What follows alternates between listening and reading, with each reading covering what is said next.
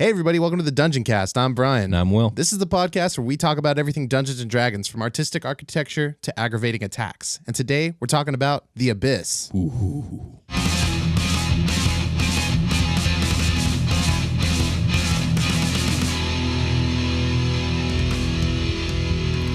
The Dungeoncast. All right, Brian.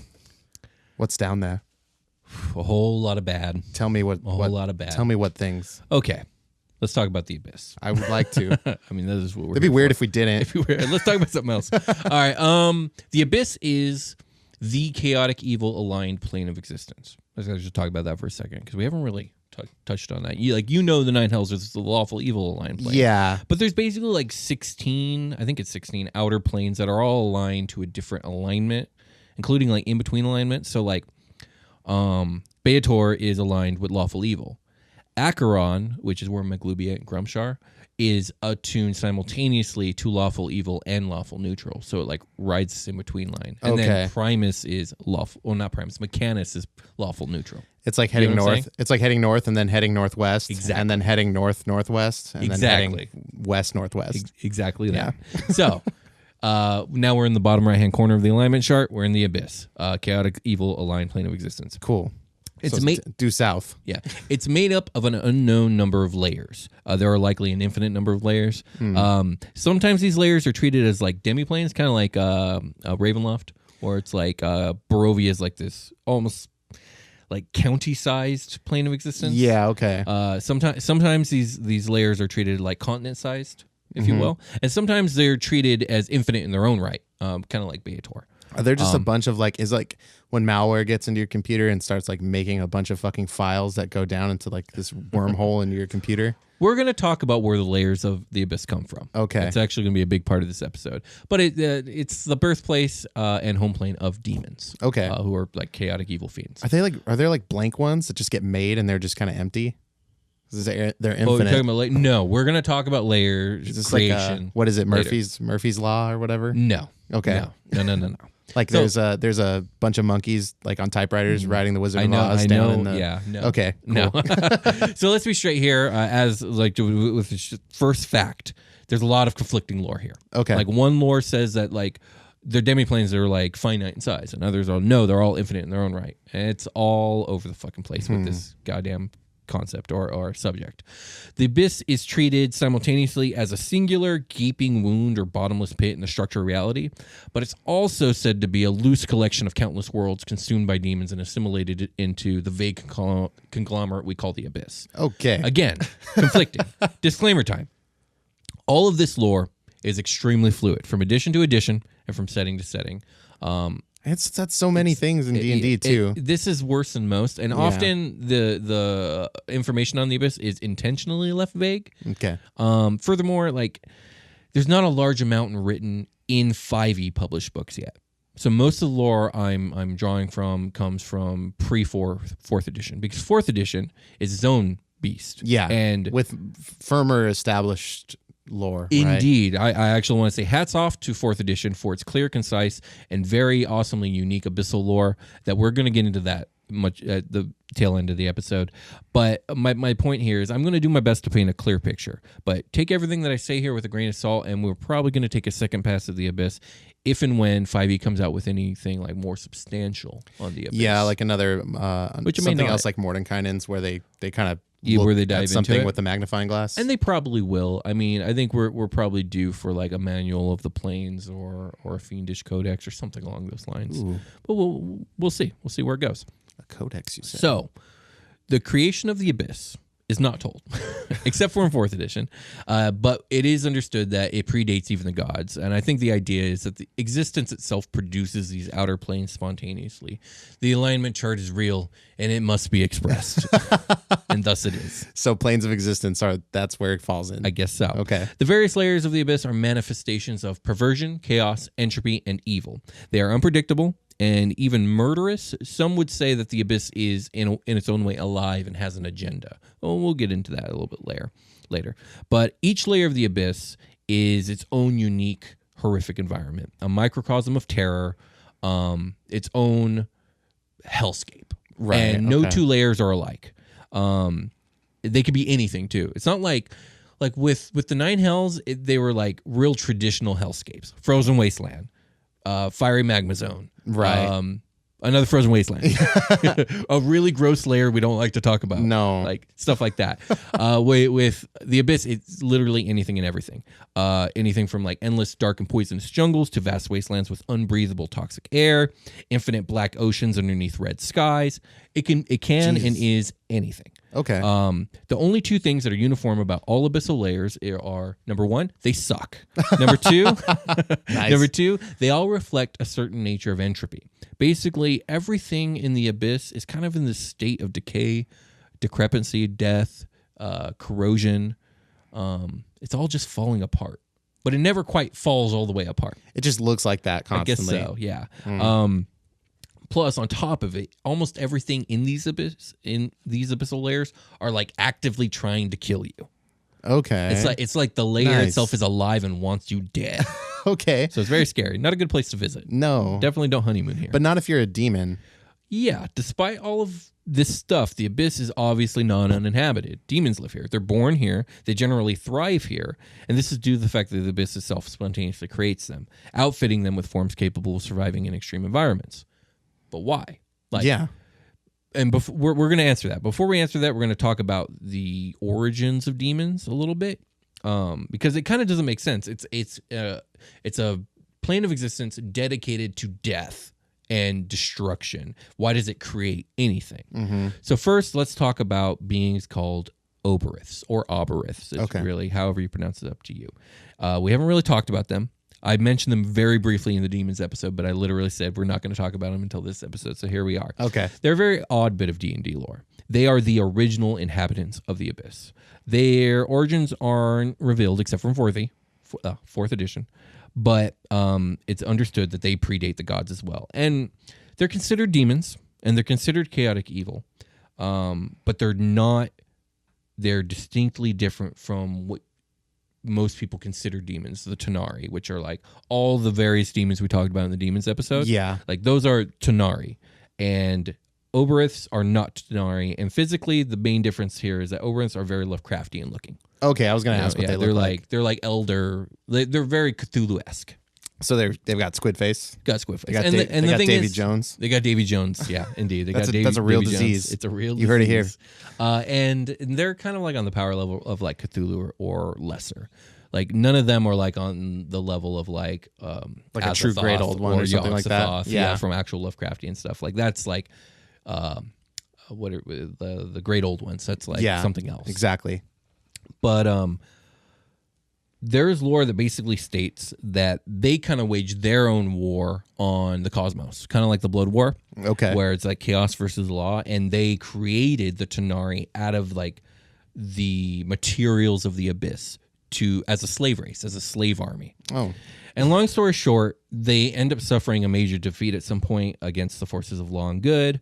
There's some major Oberonth leadership that dies. The Queen of Chaos, who's like the leader of all the Oberonth, ends up fleeing deep into the abyss. Oh, shit. And it's at this point the Tanari, who have been growing in number and power all this time, specifically they've been kind of forming this independent bond with the abyss that the Oberonths don't really understand. They rebel and they overthrow the Oberonths. And the Oberonths are now basically declining to the point of near extinction. There's very few of them left. There are a few demon lords that are Oberonths. We'll talk about them probably in a later date, but the abyss favors the Tanari. God, because there's so many demon lords, right? Oh yeah, there's so many. There's there's a shit ton of them. God. So theory time. Here's my theory on like why the abyss does what it does and why it favored and bonded with the Tanari. I think the Tanari, being made up of the material of the abyss, are literally just an extension of the abyss. They're just part of the abyss. Okay. They're made of the same stuff, thus explaining the bond. And so I think the abyss, since it's kind of established that it's kind of alive, it's demons and the abyss are almost like a virus. Okay, yeah. With one purpose: spread and destroy. Yeah, just self-replicate. Everything. Exactly. So we're going to get into how and why. How, not why, but how it spreads throughout the cosmos. But before we do that, let's take a short rest. Let's do it.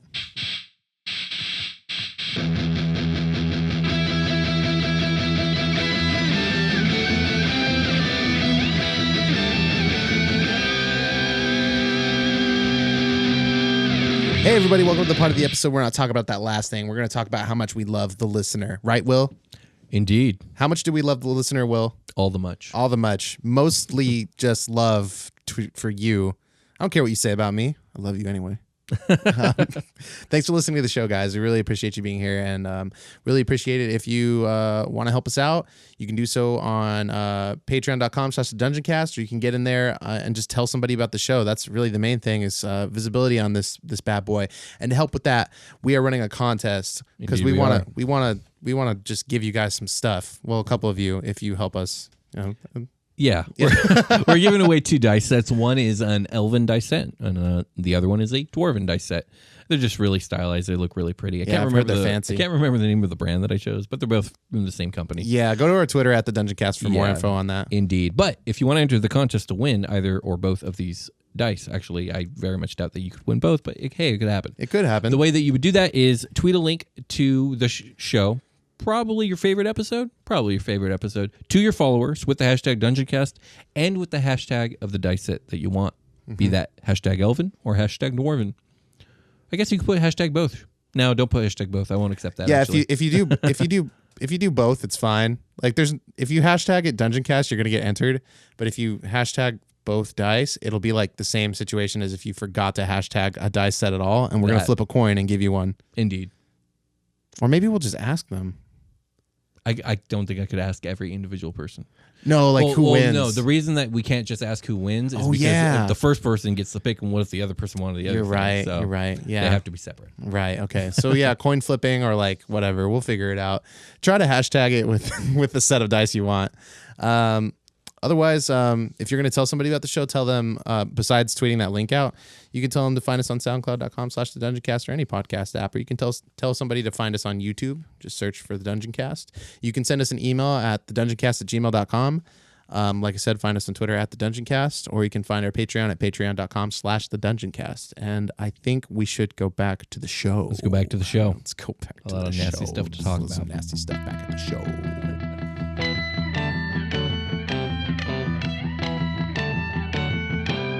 All right, Brian. So we're gonna get into the spreading of the infection of the abyss. Before we do that, you have any questions about previous stuff? It's basically Ultron. The abyss is Ultron. Yes, much like Ultron. The abyss is wishes to spread. What is it? Jarvis and Tony Stark and Bruce Banner and. Oh, it's like an amalgamation of all the yeah, I think because they were talking about all the things that Vision is made up of. So it's basically all that minus the Soul Stone, right? I guess so. No, that's not right. It's just evil Jarvis, isn't it? What? Evil Jarvis? Isn't Ultron just evil Jarvis? Okay. Comics Ultron and movie Ultron are a lot different, but Ultron. Oh, God, I hate movie Ultron. Ultron in the movie was a combination of Banner, Stark, and Jarvis' intelligence with the Mind Stone kind of overlaid over it. Oh, that's what it was, the Mind Stone, not the Soul Stone. And then Vision is all that plus, I guess, Ultron. I don't know. Plus love. Indeed. So the abyss is Ultron. Sure. Is what I'm trying to say. I'm just going to say sure, and we're going to move on. I want to reiterate. I want to reiterate what I was saying about why the abyss creates those demons. I think that when the Aberranths created the Tanari and made them out of the abyssal material, they essentially made the abyss aware of its own existence, if you will. Okay. Because demons are sentient and they're made up of abyssal stuff, and they form this bond with the plane itself. And now the plane knows and understands that it exists. So they have this inherent tie to that particular layer, and it wants its demons to go forth and spread. And so it creates my more children. Yeah, indeed.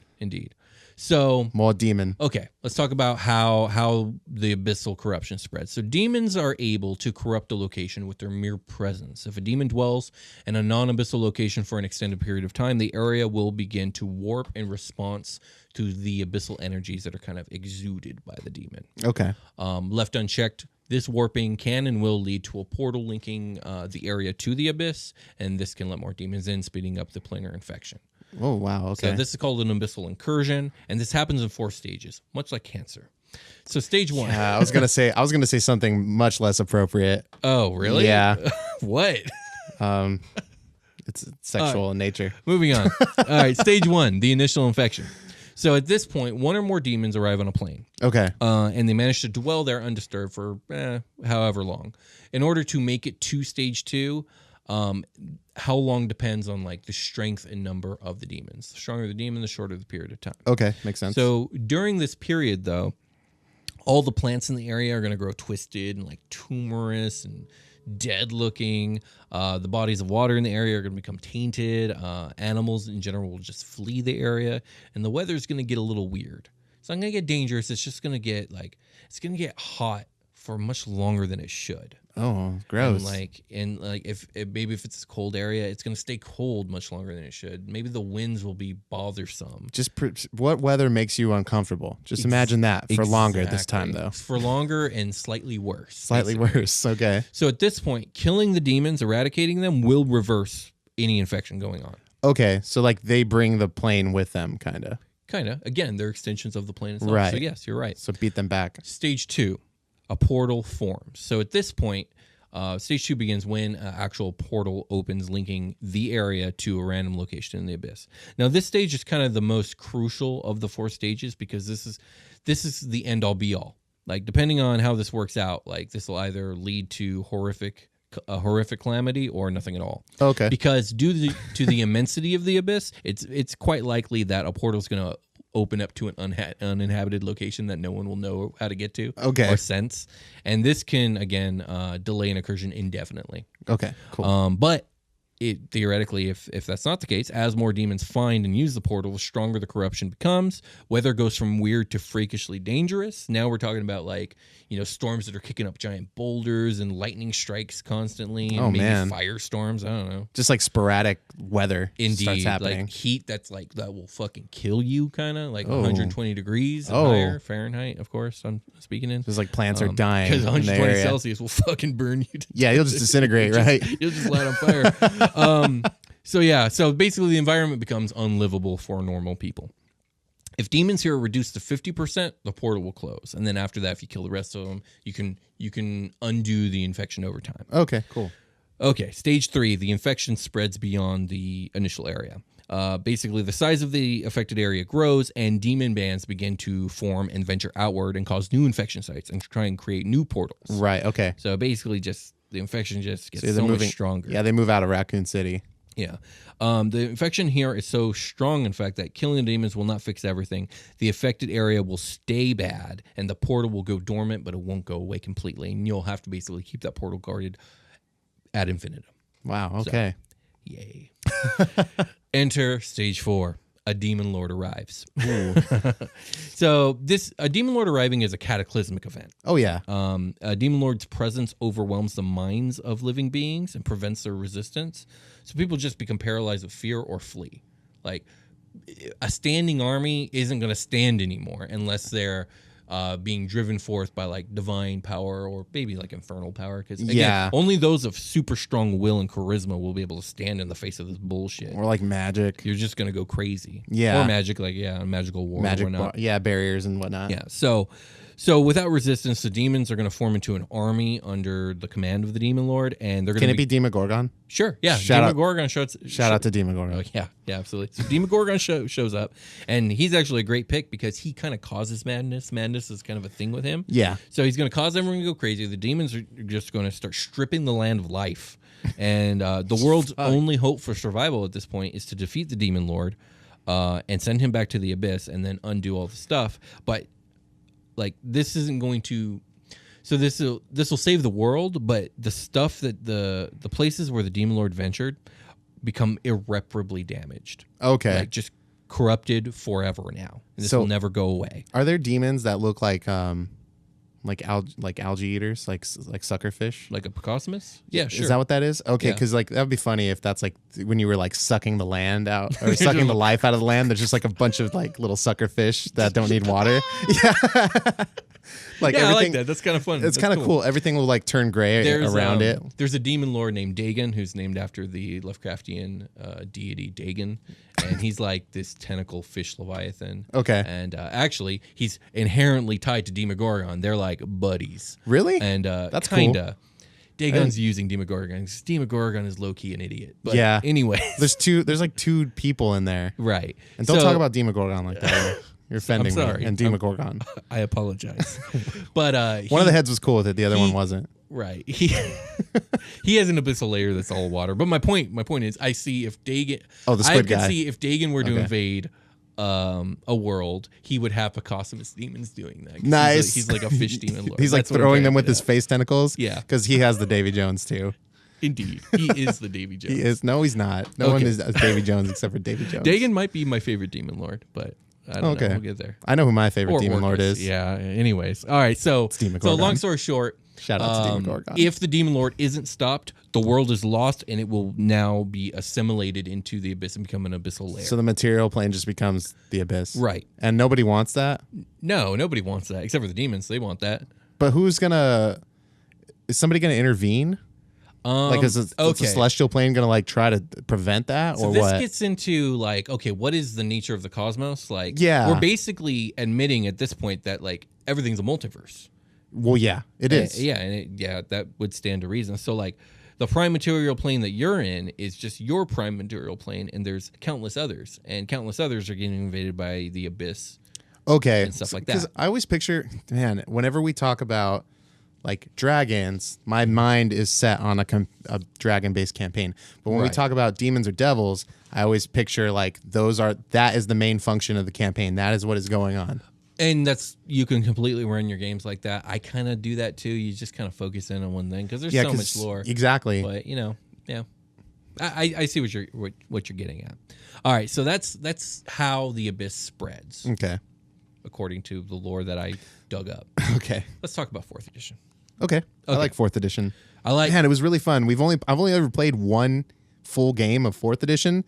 But it was really good. It's fun. It's a totally different experience. It is from completely different. D&D. I understand why a lot of people don't like it. Yeah, I can see why. I feel like if it had been like an offshoot of D&D called like D&D Tactics, it probably would have done better. Hey, that's not bad. Yeah. That being said, I mean that's basically what it is at this point. I'm a huge fan of the Abyssal lore for 4th edition. So here's the thing: in 4th edition, Aubrynths are true to their Lovecraftian nature. They're still kind of on the Cthulhu level, but they're from another place. Okay. And they're actually like another universe. And in their universe, they created an equivalent to the Abyss that they called the Void Harrow. Okay. Now, in this universe, the Void Harrow actually consumes everything in their universe. And once that happens, all the Aubrynths turn on each other. And it's just fucking mayhem because they're beings of destruction and entropy. So what are they going to do? So it kind of comes down to like a last few powerful Aubrynths, like Demon Lord level powerful. Like I think there's 12 Aubrynth Lords or something like that. Okay. Well, they realize that they're it. And so we're like, if everything is destroyed, what will we destroy? That's kind of their mentality. So they're gonna start pulling their punches. So they're like, no, wait, we need something. They join forces, and together they fashion all of their hatred and hunger for destruction into one horrific artifact: the Shard of Pure Evil. Okay, cool. We talked about the Shard of Pure Evil I remember in the it. episode. That's gonna come into play. So they use the shard to pierce their reality and to leave their D&D universe and come to your D&D universe. Hell yeah. And that sounds like a really bad movie trailer. I know, right? So they can't tear the hole big enough quick enough for them to come immediately. They kind of just send the shard through and hope it all works out. Well, it does, because the shard gets found by a deity named Tharizdun, who he'll get his own episode, but he's in 4th edition lore, he's like the god of the abyss. He creates the abyss. That's the thing. He finds the shard instantly corrupts him and drives him to create the abyss. And we're not going to get into, well, I guess. And then he's shoving it through like planar walls, like people trying to move a sofa into an apartment. In the 4th edition, the abyss exists at the bottom of the elemental chaos. Okay. So it's like the elemental chaos is kind of keeping it at bay, but at the same time, it's degrading at the chaos. And like a lot of the demon lords in 4th edition are previous like primordials that got caught up in the abyss and got corrupted. Mm-hmm. So yeah, that's kind of where the abyss exists. Okay. But so eventually the Aubrynths arrive, and when they arrive, they're like, "All right, cool, the abyss is awesome, but who the fuck are you?" Looking at Tharizdun, and so they fight him. because I want the shard back. And Thor's like, no, this is mine. Like, It's mine now. I'm so evil. Anyways, it's a stalemate. Okay. But during the fight, the shard is lost, and it kind of falls to the bottom of the abyss. There's one Oberth Lord who eventually gets the shard, but he ends up getting thwarted by newly formed demon lords Demogorgon, Orcus, and Baphomet. Shout out to Demogorgon. In 4th edition, again, are previously Primordials turned demon lord. Okay. They hurl him into the absolute like bottomless pit of the abyss, along with the shard. Wait, with the shard? Yeah, Why? because the demon lords, not the Oberonths and not Thor's Dune, because they're not demon lords technically. One's a god, the other are Oberonths. The demon lords like the status quo. Shard stays here. The abyss keeps spreading. We grow in power. Got it. They don't really want anyone to possess it. Okay, cool. So it's good to fling it into the nothingness. Right. Right. So the hurling of this Oberonth into the bottom of the abyss creates an impact, and it creates a giant fissure called the Blood Rift, and that's where the shard falls in. Okay. Okay. So after this happens, no one can get their hands on the Shard of Evil except for one person makes it there, Asmodeus. Oh, nice. He gets there. He's boy. not able to get a hold of the whole thing, but he breaks off a piece of it, forms his ruby rod from the Shard of Evil. Right. And then the Blood War in 4th edition starts because the Demon Lords want that shard back. Again, they like the status quo, and they don't like that this asshole now has a piece of their, basically their soul, I guess you could say. Yeah. Like Anyways. a power source, kind of. Yeah, I guess so. Yeah, exactly. So there it is. That's the 4th edition lore on the Abyss. Clear, concise, all in one single spot, and not Right here. convoluted and You confusing. can find it here on the Dungeoncast, ladies and gentlemen. Indeed you can. So the physical nature of the Abyss not only changes and warps things around it, but it is also an incredibly malleable plane of existence. Basically, those it's like a big piece of chaotic, Play-Doh. yeah, basically chaotic beings with incredibly powerful, like forces of the will, like demon lords, can essentially customize layers to their wills. Right. Okay. Which we'll see. Okay, let's actually talk about specific locations in the Abyss. Okay. Well, let's do, because there's so much. There's got to be like notable areas, right? There are. So the first area that we're going to talk about is called Pazunia. Now, this is also known as the Plane of Infinite Portals, and it's considered to be the first layer of the Abyss, only because it was the first one really discovered by mortals. Oh, okay, cool. Also, we have to categorize it somehow. Right. It is also ground zero for like the Blood War. Okay. Like, this is where devils are invading. They're starting here. And it's a choice location to invade anyways, because the infinite portals are all portals going to other layers of the Abyss. So it's like real strong entry point. Okay. So Pazunia is a swelteringly hot and windswept, barren wasteland. It's awash with red light from a dying sun. It has countless massive pits sprawled across the land, and at the bottom of each of these pits is a portal. So also this layer is dotted with ancient ruins from the Oberonth societies of like time immemorial. That's cool. In constant decay. So yeah. It's like old statues or something like that, or like what? Old statues, old buildings, because they're not all just giant demon lords. There was like peon Oberonths. Just like a wasteland. It's like in the Matrix when he's like, this is the desert of the real, and it's just some fucking fucked up, like yeah, but real hot. Yeah, exactly. Okay. Very similar to that. Like I said, it's the ground zero for the devil invasion. This layer is inhabited mostly by flying demons, which is fitting because the demon lord that rules this layer is called Pazazu. And he's like this. We talked about Vrox in the Demon Lord, or in the Demons episode. I don't remember them. They're like vulture demons. Yeah, okay, yeah. That's ringing a bell. Pazazu's like a souped up looking one of those. Like, that's not what he is, but that's what he looks like. He's like a giant vulture / condor demon. So it's just a big, like, it's like feathers? Yeah, there's feathers. Cool. Some say that he's the... Chaotic evil feathers. Yes, of course. Some say that he's the creator of the Aarakocra. Oh. Depending on your lore, like he is or isn't. And he's the one that the Aarakocra betrayed. But that doesn't really stand up to, like, why would he banish them? And why aren't the Aarakocra more demon-like? They're just... It doesn't really stand up to reason. No. For me, I like the lore that says, like, they serve someone in the elemental plane of air. Like some god or some primordial. That's kind of cool. Like that. Yeah, so... That's Pazunia. I don't know if you got any questions about Pazunia. No. Okay, let's talk about the Gaping Maw. let's talk about the gaping maw. This is home to Chaboy Demogorgon. Oh, shout out to Demogorgon. Indeed. It is a primeval continent covered in a dense jungle that houses demons of savagery and madness. Okay. The power of Demogorgon causes madness in even the most powerful demons here. It's because he himself is insane. He's got like split personalities. Right, the two heads thing. Yeah, exactly. Well, he'll get his own episode. He will. Yeah. The continent is surrounded by an endless ocean that holds powerful demonic krakens and other legendary leviathans. I find this very fitting because, again, we've established that Demogorgon has an alliance with Dagon, who's like basically this ocean demon lord. Right. So the fact that his continent is surrounded by ocean, it's probably how they got in contact in the first place. Right. Okay. Or maybe they made it that way after they formed an alliance, so Dagon can show up and be like, yo, what's up? Because Dagon kind of serves as, that's the thing, like they have an alliance, but Dagon he's under the guise of being a servant of Demogorgon. Okay. Basically, he's like the royal vizier. He's like, he gives him all the information he needs, but he's actually just manipulating Demogorgon to do what he wants. So it's like, who's really in control here? He's like, you could be so good, Demogorgon, if you used your brains for strategy instead of arguing with yourself. So I'll be your brains. Okay, yeah. Is basically the deal they have there. Right. And you worry about your madness. Yeah. I got you. And I think it kind of is that one head is like has a good rapport with him, and the other head like doesn't trust him. Yeah, sure. I mean, that head's actually right, but so anyways, so yeah, that's the gaping maw. It's like a Jumanji, basically. Oh, nice. It's Jumanji, because that's how Jumanji is described in the first Jumanji movie. It's like this dark, evil environment that's trying to kill you. Yeah, and everything in there's scary, like and ultimate evil. survival land. Yeah. And like all the monsters there are monsters. All the animals there are monstrous and unnaturally big and murderous. Yeah, it's like the Hunger Games. Yeah. It's just the Jumanji is just like a fucking, like a portal. Yeah. I would say Jumanji, the game, it takes you to the gaping maw.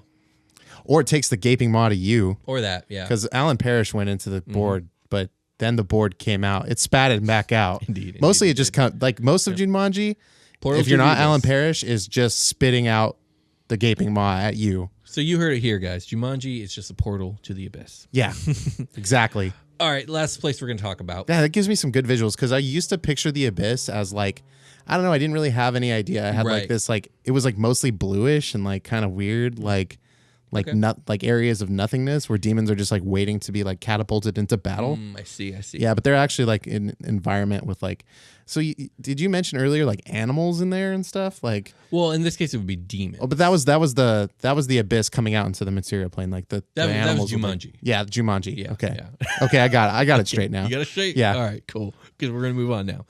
Let's talk about Thanatos, which is the home. Sorry, Thanatos, not the same. Which is home to the demon lord Orcus, the main rival and equal in strength demon lord to Demogorgon. He's like the lord of the undead. Well, he'll get his own episode. Okay, but shout out to Demogorgon. Thanatos is a region covered in perpetual night. It's a land of bleak mountains and endless tundra. It's covered in ruined cities, tombs, mausoleums, and graveyards. Oh, that's cool. Now, here's the thing. I'm not sure where these places came from. Yeah, right. But if we're going with the whole, like, the abyss is made up of infected worlds, like, this could just be the remnants of a civilization that got assimilated long ago. Or they played Jumanji and they just got teleported there.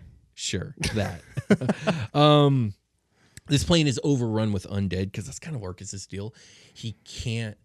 Orcus's deal is that the universe irritates him. Oh. He cannot suffer the living. Right, okay. And he refuses to have anybody who serves him be living or share a plane of existence with living, which kind of begs the question, do demons live here? Or is he just like, he just has a bunch of undead, or does he kill his undead and turn them into, or kill his demons and turn them into undead? Maybe he doesn't count demons because they're like an extension of the abyss and he's that. Funny story about Orcus, okay. Since we're talking about him, is he is the only demon lord I'm aware of that started off as a mortal human. Oh. Because, okay, pause for a second. Yeah. We talked about in the Devils episode how like Asmo and the devils like gather mortal souls and turn them into devils. Mm-hmm. The same thing can happen to mortals that are chaotic evil, or if they die in the abyss, or if they get banished to the abyss by some other force, they will become the equivalent to the lemurs. They become these things called, it's either pronounced manes or manes. It's Manes, but they're basically like abyssal lemurs. Or Mannies. Or Mannies, little Mannies. Either way, they're like they're these incorporeal blob monsters that are like chaotic evil. Okay. But if they survive long enough, they'll start turning into like upper levels of demons. And so this mortal human who died and became a little Manny climbed his way up the ladder and now is the most powerful, if not second most powerful demon lord there is. Big old Manny now. And he just hates the living. Okay. But anyway, so this place is covered in undead. Nice. As a matter of fact, the very fabric of reality drains life here. Just being here, like every hour, you're gonna lose like a D6 of HP. Oh shit! The air here is so thin that it's suffocating. You can't breathe. So if you gotta breathe, can't be here either. Yeah, time to take your heavy armor off. Orcus rules from his necropolis, which is just this fallen city that he calls Everlost. He kind of rules from his throne here. Nice, cool name. So yeah. Those are some locations. Emo as hell. As you can, yeah, he's really edgelord. I just hate everything. As you can see, these are 3 completely different types of places. And the possibilities are endless. That's one of the cool things about the Abyss is you can pretty much do whatever. Just make it up, do whatever you want, just make it deadly and evil, and you're good. Yeah, chaotic.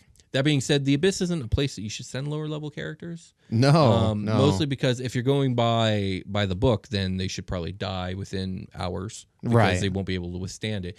And if you were to make them able to withstand the Abyss, then you're kind of really losing the the threat level of the Abyss. If level 2 characters can make it can eke out an existence here, even if it's meager, like that really lowers like the scariness of this place to me. So that kind of corners you into like you got to fight demons like early game in the early levels, like on your home plane, and then eventually make your way into the Abyss. If that's like the kind of campaign you're gonna. Almost definitely. Yeah. Okay. For sure. So with that being said, do you have any questions about the Abyss? Any questions about demons? Any questions about Oberynths? Demon lords? I don't know. Chaos? Nah. All right. Then I must have done an okay job. I feel like I have a better now. I have like a visual for like what goes on here. Like I can like picture it a little better. So that's good. Awesome. Yeah. All right. Well, with that being said, let's call it a game. We're going to talk to you guys later.